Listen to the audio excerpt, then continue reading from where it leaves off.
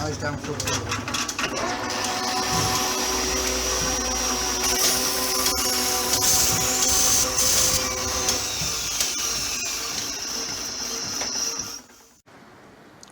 Morning folks, Friday, little chilly, frost on the ground, but beautiful sunshine now, so I've opened the door to get some of the heating. I should have been here at 10 o'clock, but never mind. I've got a problem, haven't we all? So, this is a phenomena I've noticed before. If I come here every week, walk in the morning, put the lights on, put the water pump on, carry on with my day. But if I'm not here for a few weeks, we get this effect. The RCD trips. I have yet to find out what is wrong with anything. I've stripped the pump down, I've stripped the motor down, I've stripped the automatic pressure control down. There appears to be nothing wrong with any of it. What I expect to find is moisture, dampness in the circuits or in the PCB or anything like that. There is no moisture whatever, it's all dry as a bone. And yet if I wait 3 or 4 weeks and then come back to the workshop, turn that on, that's what it does. It's a nuisance.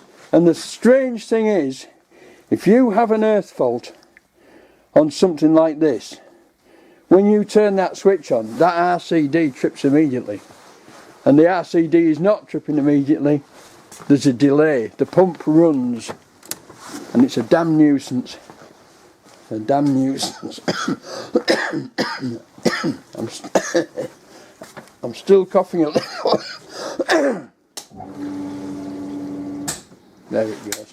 I'm still coughing a little, but I've sussed out what it is. My sinuses are infected, and there we are.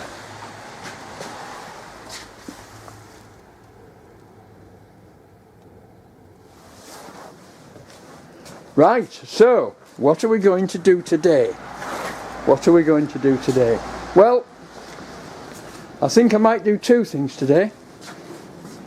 First of all, I might put this baby on, see if we can do a copper melt, which should take us about 30 minutes.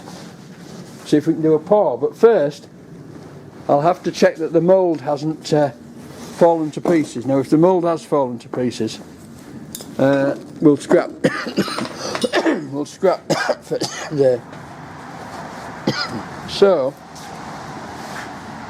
I suppose the first thing I should do is take the top off the mould and show you what's happened. I'll bring you back in a minute.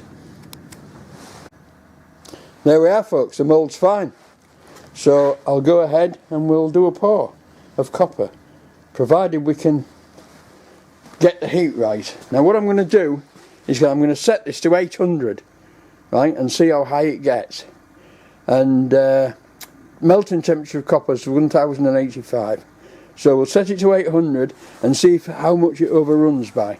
And we may get a melt and we may not. But what I'm going to do first, I think, is I'll bring that to here, and then we'll put the furnace on there so I can lift it on there, so I can lift it directly over from the crucible into the mould. Right, I'll set that up and I'll bring you back in a minute. There we go folks. She's all set up and she's warming up. So we'll see how long it takes. But I don't know because I've forgotten the bloody phone. Let's turn the computer on and we'll get an approximate reading. There we go. I've just put a new keyboard on this computer. The old keyboard was one of those cheap Lenovo keyboards that only actually worked if you pressed down directly on top of the key, which made it a bit of a bugger. Right, so we have... oh, mailbox, that's alright. Right, starting Windows. Right, 52 already. I've set it to 800 and we'll see if it overruns, see how much it overruns. If it doesn't make it, if it goes up to 900, right, I can then put another 100 on and she'll warm up again. So this is going to be a matter of experimentation, but she's working very well so far. Right, and I've got me I've got me overflow one there ready to pour the waste into, or pour the remainder into, so that we get the empty crucible. And that is the rest of the metal I have to melt, unfortunately. He said, coughing. So in the meantime, as that cracks up, we'll uncover the lathe and we'll put the cross slide on. I'll bring you back. Well folks, it's only been about 10 minutes and already we're getting up there, and it seems like this has now got, as it's gone further up the scale, it's got much more accurate. So there it is, set at 1000 degrees. It's actually cut off and it's still rising, but only slightly. It looks like it's stopped actually. So there we go. Yeah, it's hovering. It's stopped now. Stopped rising. So I'll put another 100 degrees on there and that should give us a melt. Okay, bye now. Well folks, the linear tracking problem on the temperature seems to have completely cured itself. I've now set it to 1140 and it's cooking up to 1141 or 2, and she shuts off straight away. So that seems to be okay, and it's still heating.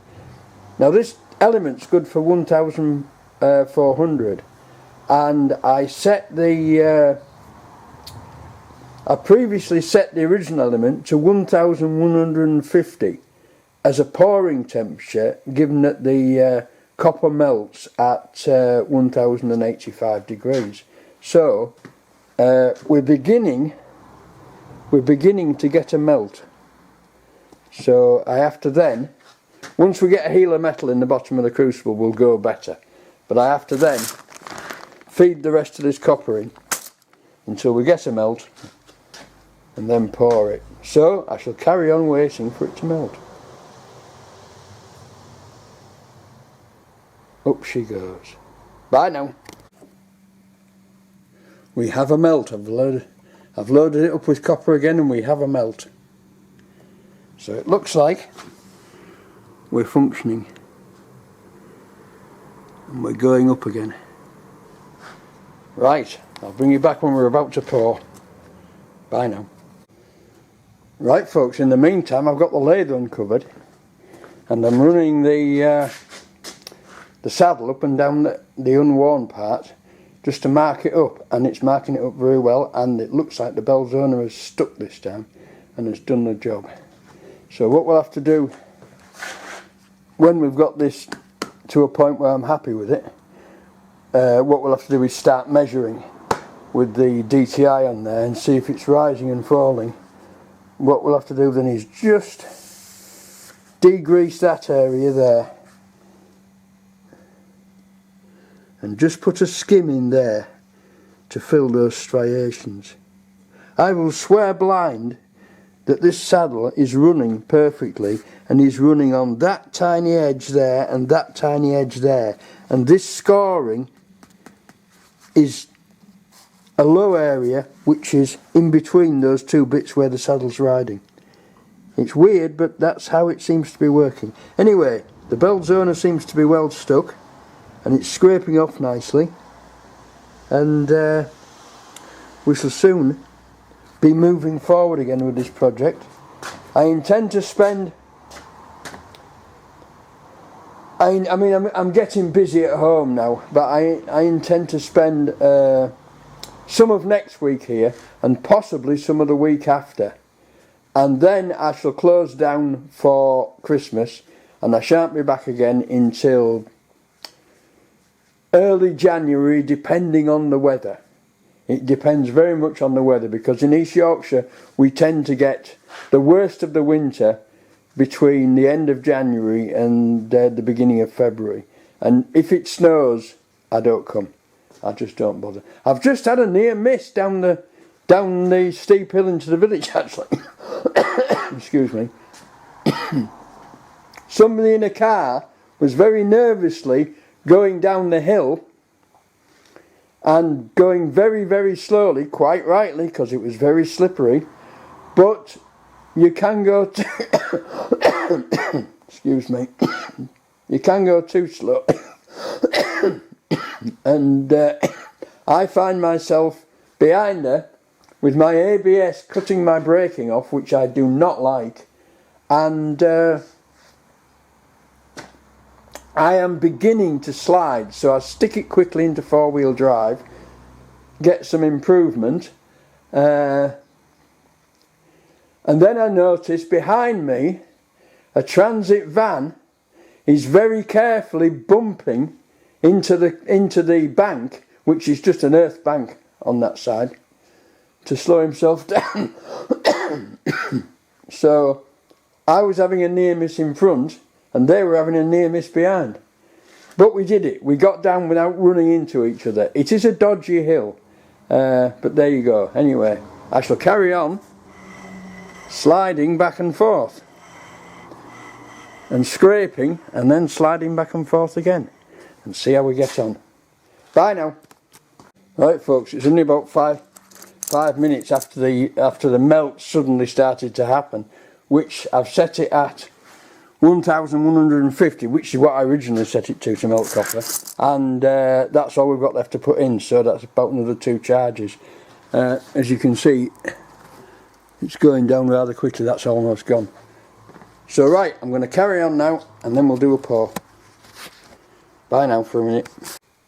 Here we go folks. Wish me luck.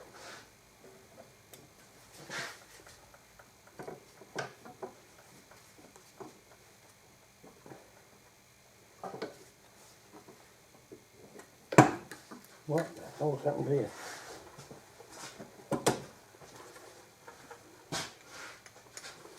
We appear to have a non-grip. Try again.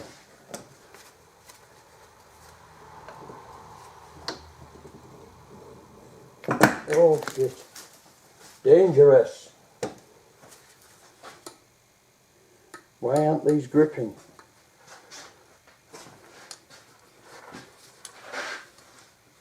They worked perfectly the first time.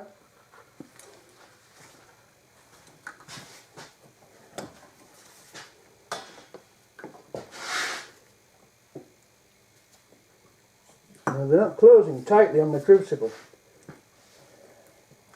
What a bloody pain.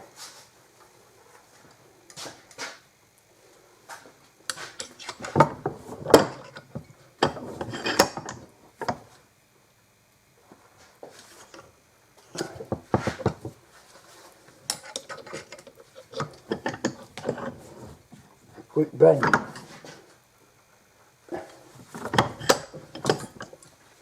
Right, let's see how we do this time.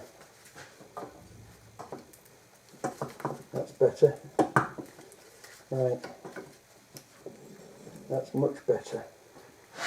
Here we go.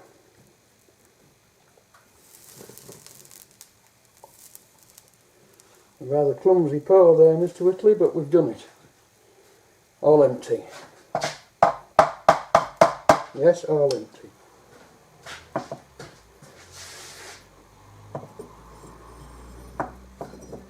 There we go.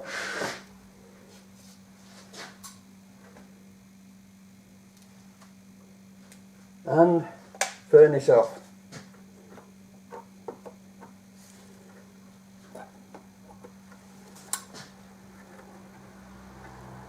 Yes, we have a pour. I think we had enough metal. That was close to disaster. I think we had enough metal there. There should be. Yep, looks like there is. Looks like there's enough metal. Apart from these bits that I threw in the sand. that was rather upsetting, because the first time I used this pair of pliers, it worked perfectly, and that's only the second time I've heated it up, second time I've poured it, and it's those ends want shortening so that it goes further together. What a ridiculous rig. Right. Pour done. I'm happy with the stove. The furnace, and I've turned it off. So what we have to do now is let it cool down and then see if we can turn it back on.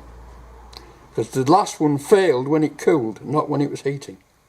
Okay, bring you back in a bit. I'm going to carry on with this cross slide. Not cross slide, saddle.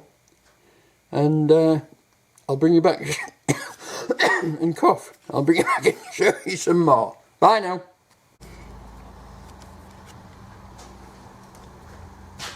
There we are, folks.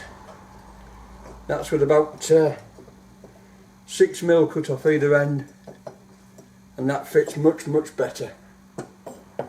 It now actually squeezes up tight on the crucible.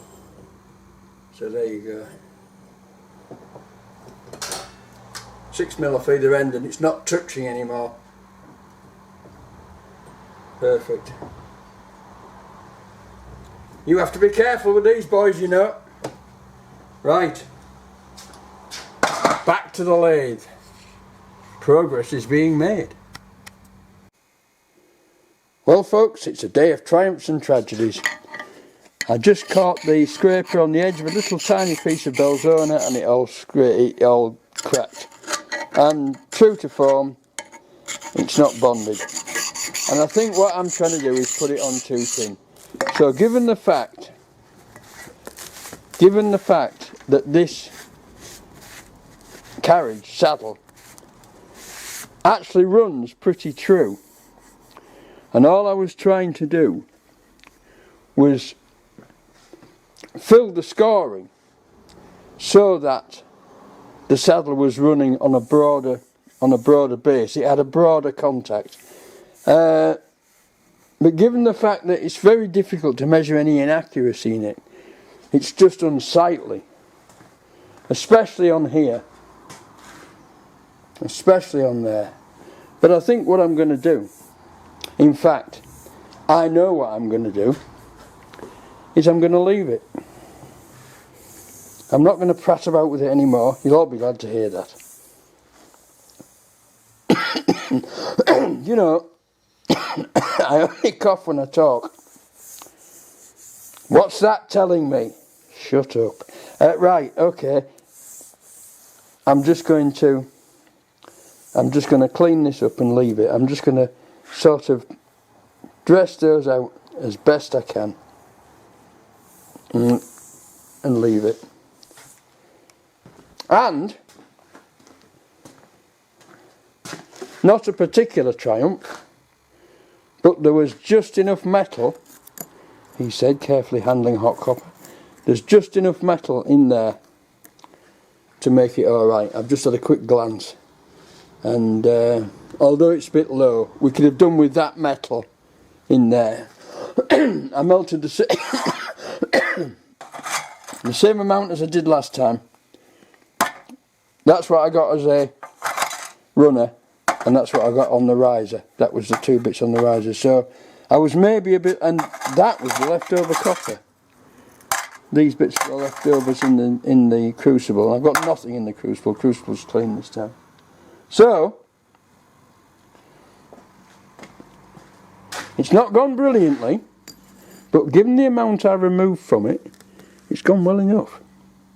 And I think that this furnace is now going to be alright. Now, I heated that metal at 1150, which is what I originally set the furnace to, and at 1150 it seems to hang around, and all of a sudden, bang, it melts and it's gone. And the more you add copper to it, right, and it melts that. Once you've got a heel of metal in the bottom of your crucible, it melts that copper within a few minutes, a few moments really.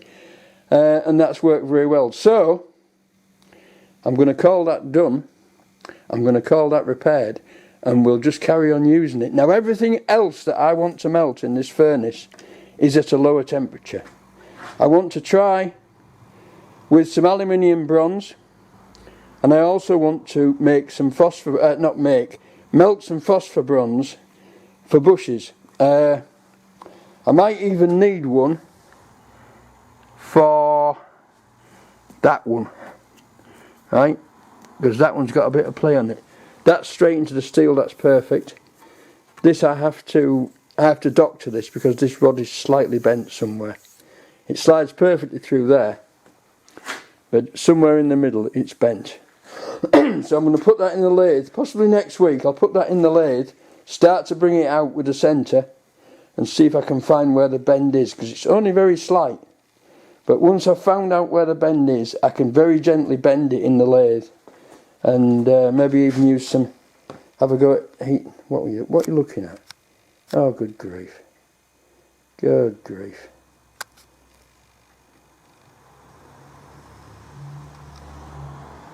That's better. I've been rabbiting away without looking at the camera. This is the problem with this camera as opposed to the GoPro. I didn't get the GoPro repaired. It went back. They had a go at it again. They did this, they did that, they did the other. They didn't charge me, and it came back in just the same condition as it was before. It isn't a fault on the video, it's a fault on the sound. So I might have a go at filming with the GoPro and then overdubbing it, because the GoPro is a wonderful little camera. It really is a wonderful little camera, and it's very wide angle. But the problem is with it, A, it has no zoom, and B, I ain't paying 400 odd quid to get another one, because it's liable to go the same way. And I've heard lots of bad reports about the new GoPros. So there you go. That's my opinion for what it's worth, being a tight Yorkshireman. Right, I'm going to crack on a bit more, and I'll open this mould and show you that, and I'm going to crack on a bit more with this lathe bed. Okay, bye now. And there we go, folks.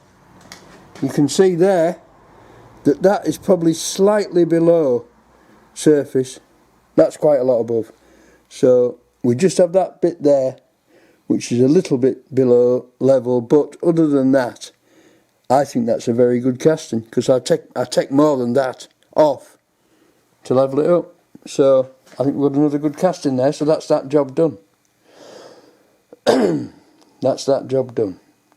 Right, onward and upward. Good show. Bye now. Hi folks, it's the weekend, you can tell because I'm wearing the weekend hat. I recorded a wonderful end of reel sequence for you at Langtoft as usual, and then realised that I'd done the whole thing the wrong way around, because I'd actually not turned the camera off, put it back in the bag, and when I got it out of the bag again to film the end sequence, I pressed the button thinking I'd turned it on, and I'd turned it off. So there you go. So, thank you all for watching. Thank you for subscribing. Please subscribe if you haven't. And I'll see you all again next week. You can send me a like, you can send me a comment. I'll answer them all. Bye now.